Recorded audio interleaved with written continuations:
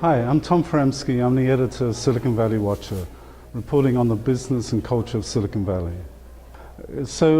I write about technology, but it's really about media technologies, because we're living in a media world where it's rapidly changing our society and our businesses and our industries, and PR companies are very much involved in that, and you know, they're trying to fill in the gap that traditional media is unable to fill because they don't have budgets and so on. So, you know, there's concepts like brand journalism coming up, which is understandable because, you know, PR companies are creating content that would have been created by journalists, so let's call it brand journalism. My problem with that term is that, in my view, there's only one type of journalism, and it's journalism.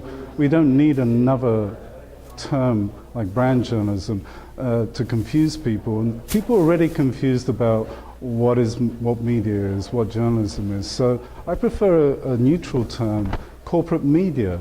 Now, corporate media is a production of white papers, it's publishing position papers and so on, it's publishing advertising, but it can also be creating online news magazines that are produced by journalists, that are journalistic in content and intent, which is great. I loved seeing that.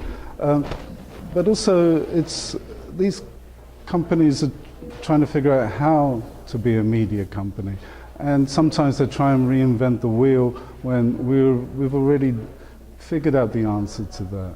So I don't feel we need another term for journalism, brand journalism. I prefer a neutral term like corporate media, because as one of our panelists mentioned just now, brand journalism invokes a reaction from journalists, invokes reaction from brands themselves. So why? It's not really creating anything of value necessarily.